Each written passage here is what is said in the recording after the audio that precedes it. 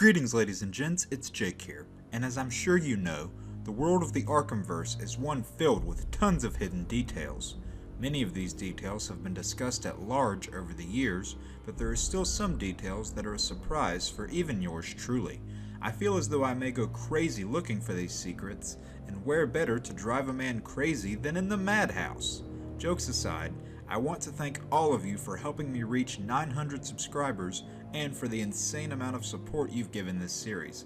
Thank you all for being here for this. With that being said, everyone light your bat signals and let's spring into action. This is 5 Secrets of Arkham in Batman Arkham Asylum. Part 2! Now to get things started, we're heading to Arkham North, specifically the Intensive Treatment Building. Now everyone who's played this game likely remembers that heart-stopping moment in the middle of the story. You're walking through the hall, you're asked if you caught the game last night, the screen tears and turns to black. We've now entered the Scarecrow's nightmare. The roles are reversed, Batman the prisoner and Joker the captor. Just before the Joker kills Batman, he'll say the following line of dialogue. I've waited a long time for this, Bats. Let's start the party with a bang.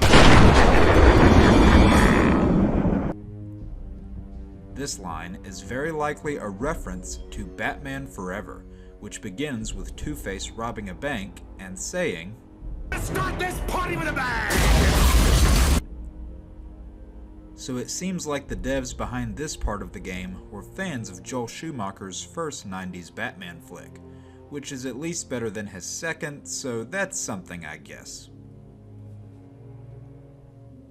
Next up, we're heading to the medical facility. While searching for the missing doctors throughout the building, Joker will constantly chime in via the PA system with something funny to say. One of his many lines of dialogue that you'll hear is as follows. Paging Dr. Howard, Dr. Fine Dr. Howard. This line of dialogue is a reference to the Three Stooges, in particular the episode titled Men in Black, where the Three Stooges are doctors. Take a look. Calling Dr. Howard, Dr. Fine, Dr. Howard. Calling Dr. Howard, Dr. Fine, Dr. Howard.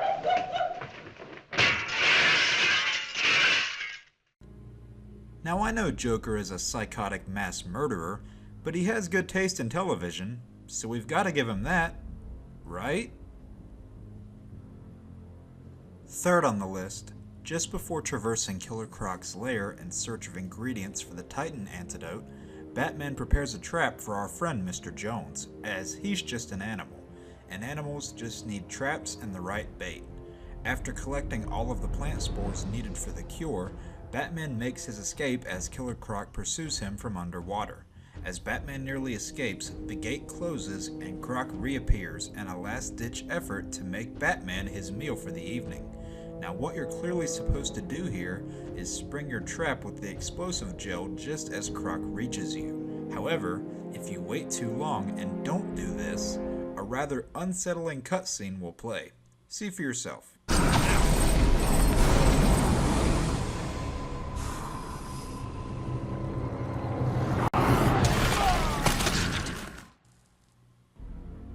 Now I don't know about you, but I'm not too thrilled with the idea of being Croc Chow, so you all know what to do.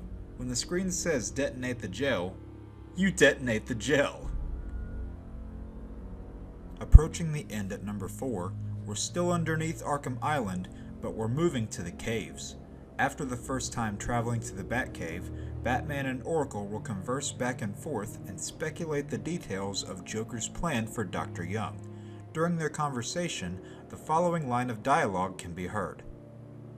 A message from Joker, well, Jack White. It's a long thread. She's begging to stop the experiment, says it's too dangerous. He's not listening. Let's see. Random threats to her family, a couple of bad jokes, a picture of a dead baby and a threat. Go on. He says, I'm coming for you, I want what I paid for, and then another joke about wheelchairs, lovely, and a drawing of some kind of donkey. This is a not-so-subtle reference to The Killing Joke, the story arc where Oracle, known then as Batgirl, was shot and crippled by the Joker himself.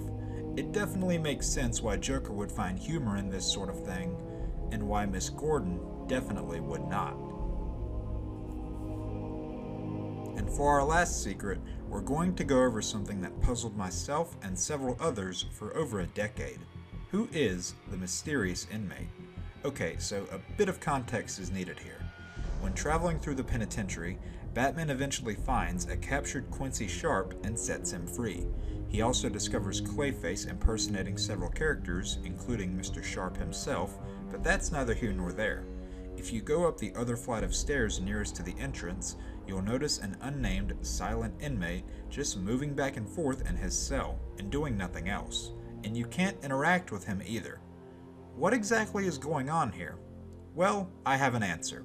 You see, in 2008, Rocksteady held a contest to promote the release of Batman Arkham Asylum, and the winner of this contest would get to make an appearance in the game. The winner of the contest was a Mr. Luke Oliver, and as a result, an inmate resembling Mr. Oliver can be found in the penitentiary, and it's that same inmate who's the subject of this entry in the list. So, in case you ever had any doubt, it's clear that Rocksteady truly does love their fans. And with that, the episode comes to an end. 5 Secrets of Arkham in Batman Arkham Asylum. Part 2. I hope you all enjoyed this video, and I couldn't be more grateful for the support that you've given me. If you found this episode entertaining, please crush that like button. If you have any thoughts, drop them in the comments, share this video with your friends, and subscribe if you want to see more. Peace out, Gothamites.